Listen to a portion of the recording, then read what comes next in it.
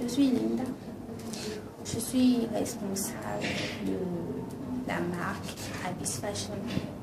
Nous sommes spécialisés dans la conception de tops en wax et en tout autre tissu, notamment le jersey, les tissus stretch, le lin, etc.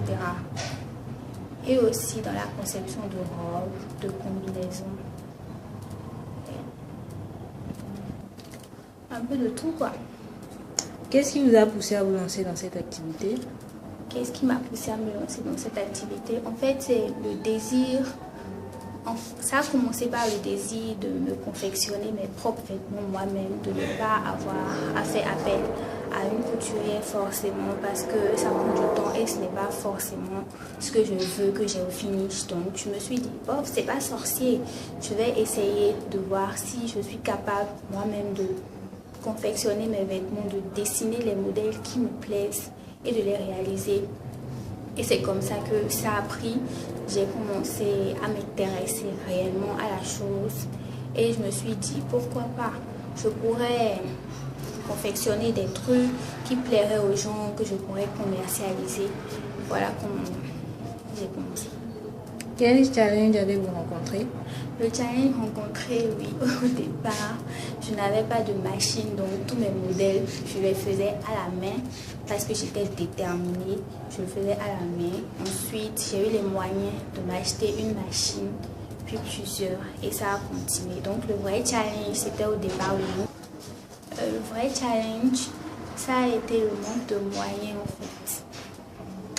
Quel conseil avez-vous à donner à ceux qui sont dans votre domaine? Ceux qui sont dans mon domaine ou ceux qui ont une passion, je leur conseillerais de ne jamais abandonner, de toujours poursuivre leurs rêves parce que si ils se sentent capables de faire un truc, c'est qu'ils sont vraiment capables de le faire et que Dieu leur a donné la possibilité de le faire. Alors je vous recommande de persévérer. Quels sont vos rêves pour votre activité? Mes rêves pour mon activité, c'est d'avoir plusieurs maisons de couture dans plusieurs pays, faire connaître la marque et de partager ma passion avec d'autres personnes. Merci beaucoup. Pour me présenter, je m'appelle Samira. Mon activité, en fait, c'est la customisation des accessoires avec du pain, que ce soit du wax, les tissus africains, les pains tissés, quel que soit le tissu. Je suis la directrice de la marque Yélé et ça fait 7 ou 8 ans que la marque existe déjà. Nous sommes dans la customisation de tout ce qui est accessoires, que ce soit les bijoux, les bracelets, les sacs, les chaussures, même un peu le petit truc qui fait le plus au fait sur l'habillement de la femme. C'est de ça que nous nous occupons. Merci. Qu'est-ce qui vous a poussé à vous lancer dans cette activité? Ce qui m'a poussé à me lancer dans cette activité, c'est d'abord le désir d'habiller les autres. Depuis que je suis toute petite, je suis trop fan d'habiller les autres. Vous voyez un peu, voir quelqu'un porter un truc joli, un truc in qui faisait la différence au fait. C'est ça ça m'intéressait, ça me plaisait beaucoup. Et aussi de pouvoir créer la petite pièce qui va faire la différence sur la tenue d'une femme, la rendre plus incroyable, plus belle. Voilà. Je ne sais pas si vous me comprenez, mais c'est un peu ça qui m'a poussée. Quels sont les challenges rencontrés?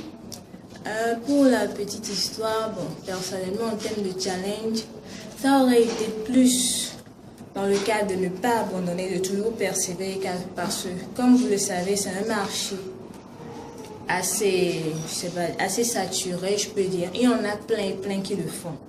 Mais ce qu'il faut savoir, c'est que je n'ai pas abandonné parce que je suis dedans depuis 7 ans. Je suis dedans depuis le collège en fait et je n'ai pas abandonné même si je suis parmi les plus jeunes. Je continue de faire, j'ai fait plein de défilés surtout avec l'agence Elegance Agency, l'agence de mannequinat. J'ai fait plein de fois en fait. Le tout c'est de ne pas abandonner. Voilà le challenge, le plus grand challenge ça a été de ne pas abandonner en cours de chemin. Quel conseil avez-vous à donner à ceux étant dans le même domaine? Mon conseil est simple, n'abandonnez jamais, jamais. Quoi que vous fassiez, même si on vous dit non, tu ne peux pas le faire, ou qu'on vous dise tu n'es pas assez fort pour cela, tu n'es pas assez forte pour cela, faites-le quand même. Dieu vous a donné une idée pour une raison. Alors n'abandonnez pas, faites-le jusqu'à ce que vous réussissiez. Voilà mon conseil.